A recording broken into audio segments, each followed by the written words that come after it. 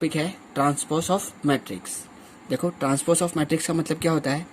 अगर हम किसी भी मैट्रिक्स की रो और कॉलम को क्या कर दें, इंटरचेंज कर दें, तो जो नया मैट्रिक्स बोलता है, नया मैट्रिक्स बनता है, उसे क्या बोलते हैं, हम ट्रांसपोज ऑफ मैट्रिक्स बोलते हैं।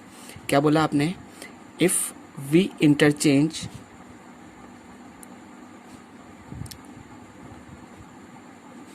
रो and column of a matrix A, then new matrix is obtained is called transpose of matrix A। क्या बोल रहे हैं हम, अगर हम किसी भी मैट्रिक्स की रो और कॉलम को क्या कर दें, आपस में इंटरचेंज कर दें, तो जो नया मैट्रिक्स बनेगा उसे क्या बनेंगे, हम उसका ट्रांसपोज बोलेंगे। इट इज डिनोटेड बाय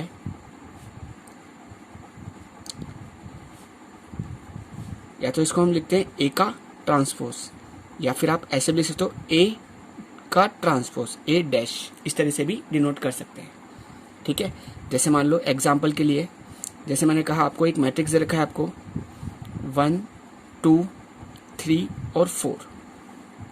ठीक है, मैंने क्या बोला कि मुझे इसका ट्रांसपोज निकालना है, मुझे क्या निकालना है, इसका ट्रांसपोज। तो आपने क्या बताया था, ट्रांसपोज का मतलब क्या था कि ये क्या है, आपकी रो है, ठीक है ना। तो हम क्या करते हैं, रो को और कॉलम को आपस में क्या करते हैं, इंटरचेंज करते हैं। मतलब जो रो है उसे तो कॉलम बना दे, और जो कॉलम है आपकी उसे रो बना दे, है ना। तो क्या हो जाएगा, उसका ट्रांसपोज आ जाएगा। देखो इसका ट्रांसपोज क्या हो जाएगा, 1 2 3 4। ठीक है ना, इस ए का ट्रांसपोज क्या आ गया, 1 2 3 4 आ गया, 1 3 2 4। बात क्लियर है। ट्रांसपोज का मतलब क्लियर हो गया कि अगर हम रो और कॉलम को क्या कर देते हैं, आपस में इंटरचेंज कर देते हैं, तो जो नया मैट्रिक्स ऑब्टेन होता है उसे क्या बोलते हैं, हम उसका ट्रांसपोज बोलते हैं। अब आपके पास नेक्स्ट टॉपिक है प्रॉपर्टीज ऑफ ट्रांसपोज।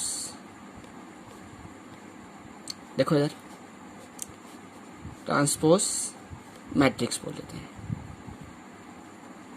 देखो इधर, सबसे पहली बात, पहली प्रॉपर्टी क्या है आपके पास कि अगर आप किसी भी मैट्रिक्स का ट्रांसपोज कर कर उसका अगेन ट्रांसपोज लोगे, है ना, करोगे, तो वो वापस क्या आ जाएगा, वही आपका मैट्रिक्स आ जाएगा। बात क्लियर है। चलिए सेकंड देखो, प्रॉपर्टी क्या है आपके पास, अगर आपके पास a प्लस बी, अगर आपको इसका ट्रांसपोज करना है, ठीक है ना, ये किसके इक्वल होगा, a का ट्रांसपोज प्लस b का ट्रांसपोज के बराबर होगा। ऐसे अगर यहाँ पर माइनस का साइन हो तो बीच में लग जाएगा, माइनस का साइन लग जाएगा। बात क्लियर है। चले थर्ड प्रॉपर्टी देखो क्या बोलती है, अगर आप किसी भी मैट्रिक्स को कांस्टेंट से मल्टीप्लाई कर कर उसका ट्रांसपोज करो, ठीक है ना, तो वो क्या होगा, इक्वल होगा k इंटू ए का ट्रांसपोज। ठीक है, देखो फोर्थ प्रॉपर्टी क्या बोलती है आपसे कि अगर आप a इंटू बी, अगर आप इसका ट्रांसपोज कर रहे हो, ठीक है ना, तो ये किसके इक्वल होगा, b का ट्रांसपोज इंटू ए का ट्रांसपोज। ठीक है, इसी से रिलेटेड एक और बताता हूँ आपको मैं। जैसे आपने कहा कि आपके पास a इंटू बी इंटू सी, इसका ट्रांसपोज करना है, तो देखो क्या हो जाएगा आपके पास, पहले c का ट्रांसपोज इंटू बी का ट्रांसपोज इंटू ए का ट्रांसपोज।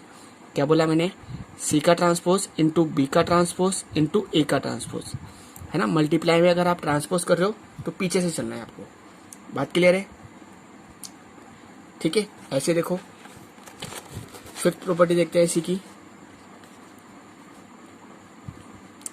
अगर आपके पास a की पावर n, ठीक है, इसका ट्रांसपोज करना है, ठीक है, तो ये किसके इक्वल होगा, a का ट्रांसपोज की पावर n के इक्वल हो जाएगा।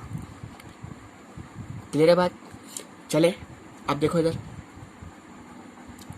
इसी के अंदर हमारा नेक्स्ट टॉपिक है सिमेट्रिक मैट्रिक्स। देखो सिमेट्रिक मैट्रिक्स इसे बोलते हैं कि अगर हम किसी भी मैट्रिक्स का क्या करें, ट्रांसपोज करें, है ना, और ट्रांसपोज करने पर वापस वही मैट्रिक्स आ जाए, तो उसे क्या बोलेंगे हम लोग, सिमेट्रिक मैट्रिक्स बोलेंगे।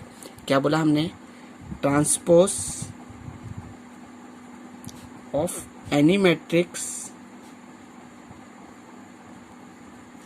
Is equal to itself, then matrix is called symmetric matrix. देखो इधर क्या बोल रहे हो आप लोग, अगर हम किसी भी मैट्रिक्स का क्या करें, अगर हम लोग ट्रांसपोज करें, ठीक है ना, और ट्रांसपोज करने पर वापस वही मैट्रिक्स आ जाए, ठीक है ना, तो उसे क्या बोलेंगे हम लोग, सिमेट्रिक मैट्रिक्स बोलेंगे। देखो इधर क्या बोला आपने कि अगर हम किसी भी मैट्रिक्स का ट्रांसपोज करें, है ना, और ट्रांसपोज करने पर, ठीक है, वापस वही मैट्रिक्स आ जाए, तो उसे क्या बोलेंगे हम लोग, ट्रांसपोज मैट्रिक्स बोलेंगे। बात क्लियर हो गई। अब ऐसे आता है आपके पास स्क्यू सिमेट्रिक मैट्रिक्स। नेक्स्ट कौन सा है आपके पास, skew symmetric matrix.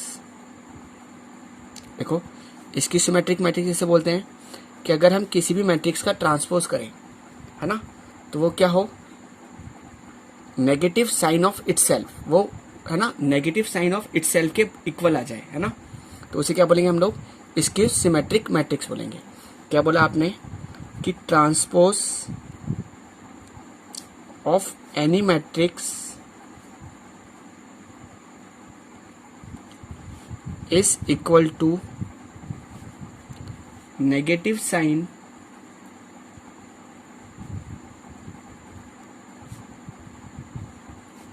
Of itself, then that matrix